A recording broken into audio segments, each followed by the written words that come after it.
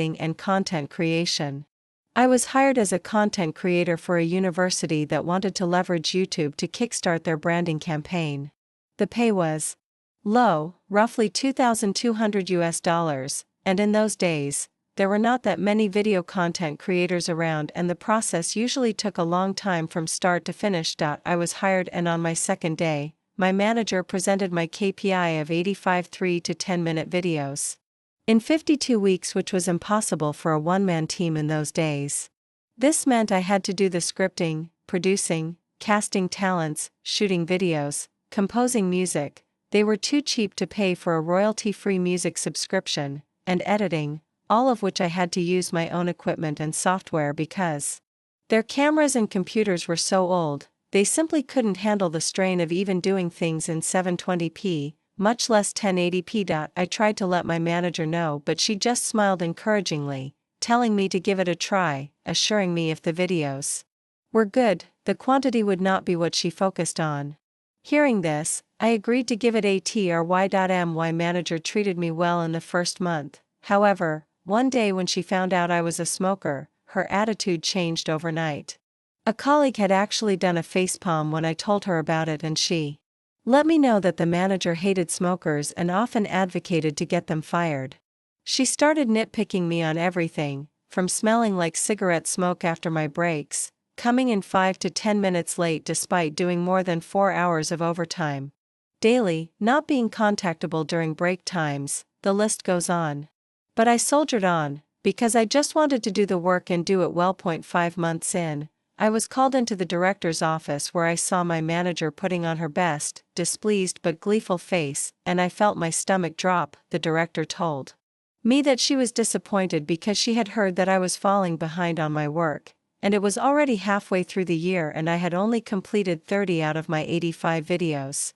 I tried to explain that I had been working my butt off on these videos. I literally worked 6 days out of the week, over 60 hours just to do what needed to be done, and that being a one-man army made things impossible, and also the fact that the videos I had put up grossed the highest views ever on their YouTube page. I also recounted how my manager said that she was looking for quality videos over quantity. The director dismissed this and stated that the KPI was simply 85 videos in a year, and since it was almost half a year in with my numbers at less than half, she felt it prudent to cut the cord early. I asked how would they even meet the KPI if they were to fire me now. My manager had snorted, saying, "We'll find a professional production house to finish your work." The director had given her an odd look but nodded in her support nonetheless, telling me, "You don't need to worry, manager will get the job done." That was when a light bulb went off in my head, seeing as I was the content professional in the office. One of my jobs was to keep a database of production houses to use in the event we needed to do a shoot that required more resources, and I was sure that they would be using the production houses in my database as my manager had no contacts in the production industry. So, I changed the contact numbers and messed up all the emails on all of the entries except one. The one, I had a friend working as a junior director, not an assistant director, but a director assigned to smaller video projects. I gave him a call and told him of my plan, and sure enough within 2 days, they were called to come in to pitch. I told him that I had a plan that was a win-win for us. It would instantly help him and put him on the fast track to a director position by bringing in that much business to his production house, and it would also benefit me financially. I would teach him exactly how to pitch to win over the boss and the director, and in turn, his company would pay me a standard finder's fee of 15%.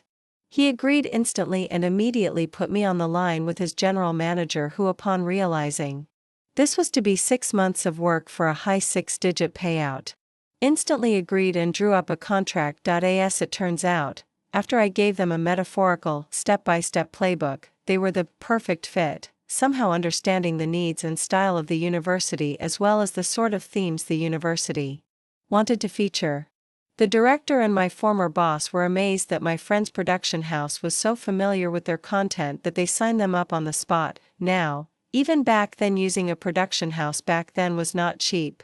Each video that they produced could cost double to triple my monthly salary, given that they had specialized people for each function: producer, director, director of photography, gaffer, sound person, video editor, assistant director, production assistants, etc., but this meant that they could complete a video every 2 to 3 days.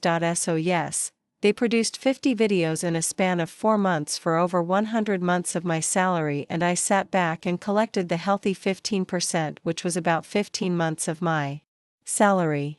This allowed me to put money aside for a holiday and the rest to further my studies with a respected film school overseas. I thought my plan ended here and I had gotten back at my former bosses, but to my surprise, I received a call from my colleague. While I was holidaying in Bali one day.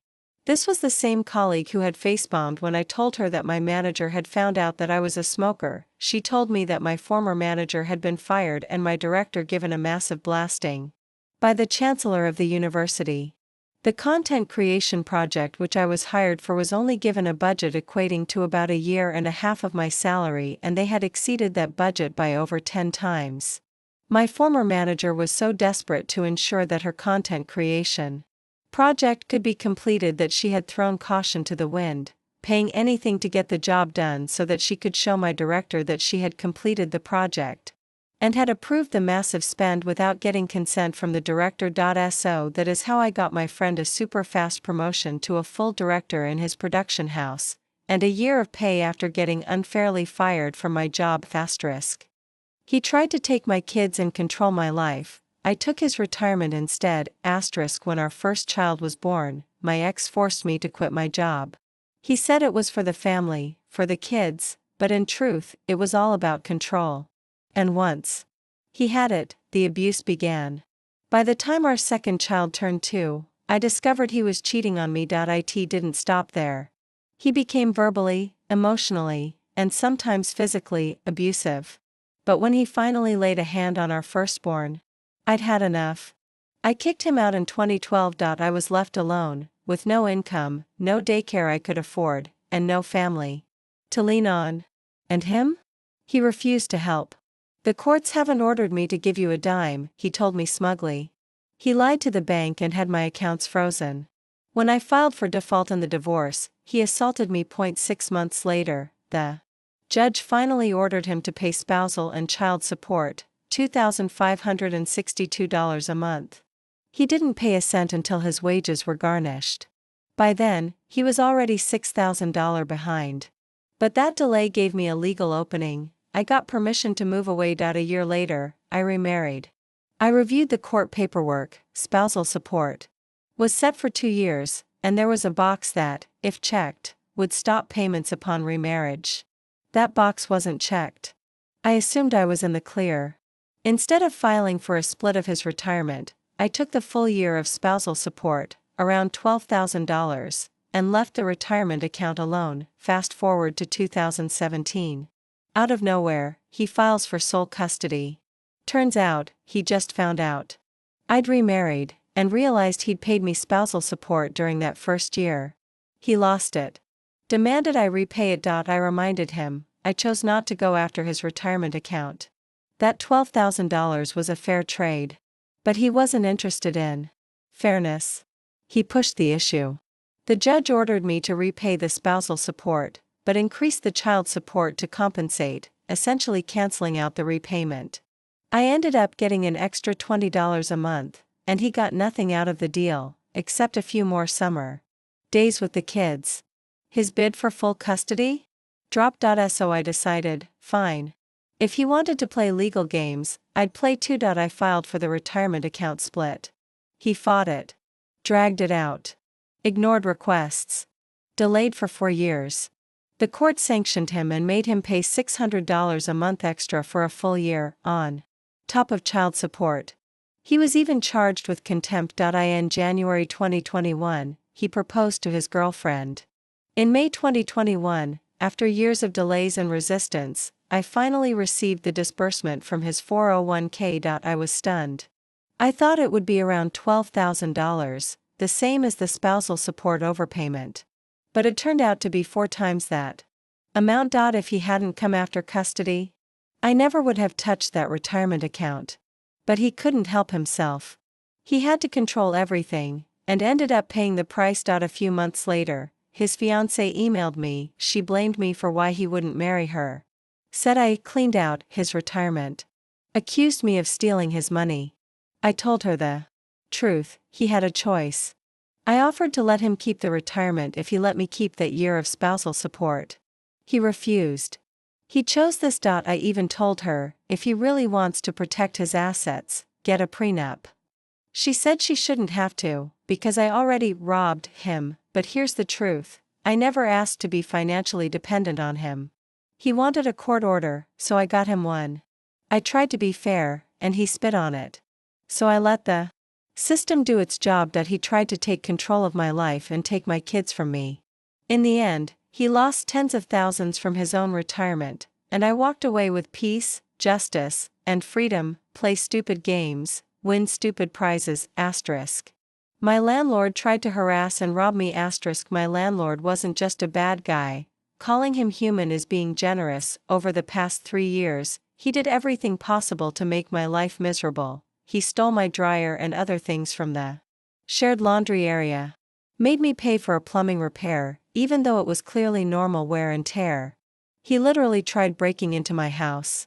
And when I got legal help after he sent me some sketchy parking letter, he retaliated by trying to charge me an extra $150 a month. Let me be clear, I was never late on rent.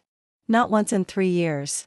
The only time was right after that plumbing nonsense, when I was just a couple days late, and this apartment? It wasn't even worth half of what I was paying. The plumbing? Illegal. The porch? Dangerous. The gas heater? Not up to code.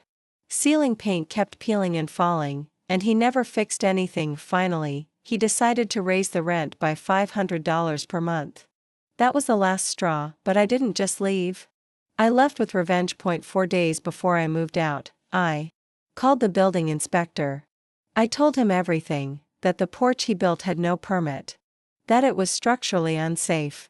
That the plumbing and gas heater were completely out of code. I even gave dates and photo evidence. The inspector showed up the very next day. Measuring, inspecting, documenting.